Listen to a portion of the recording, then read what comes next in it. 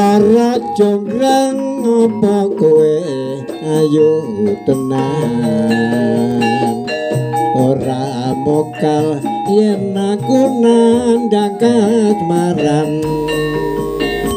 waspadana prajurit mung kalaparan iya kowe dadi wanita boyongan Joko Bandung kowe Joko Malungku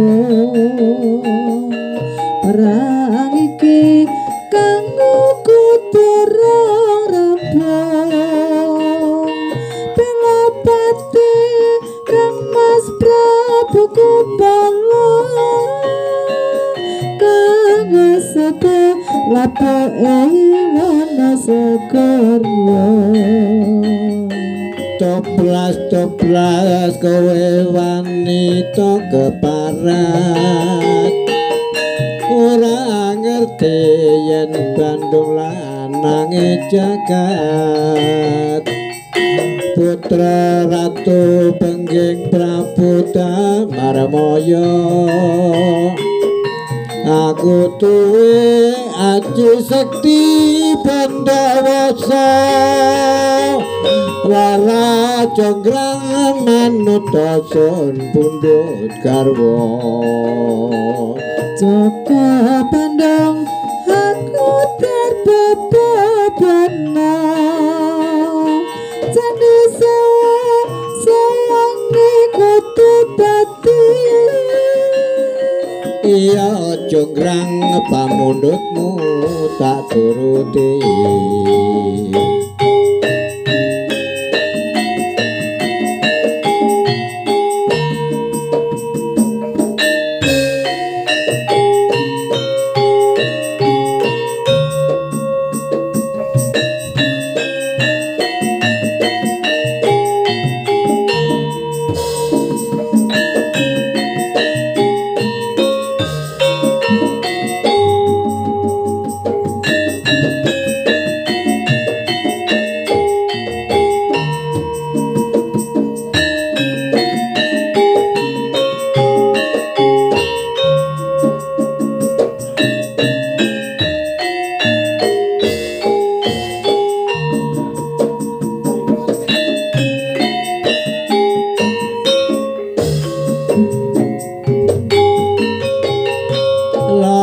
jonggrang apa kowe ayo tenan ora mokal yen aku nandang kasmaran waspadana prajurit mung kalaparan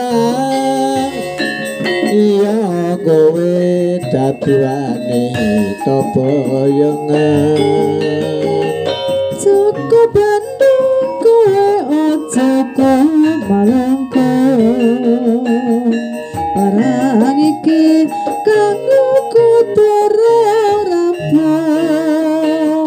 pelopati Kang Mas Prabu Kupala kang sate lapo wana segara toplas kowe wanita keparat ora mokal yen Bandung lanange jagat putra ratu pengging Prabu Damarmaya kaku tuwe ati pengging Pandawasa rara jonggrang manut sun pundhut garwa Joko Bandung aku terbebana candi sewa sayangi kutu dadi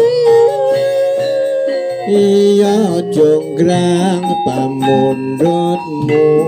tak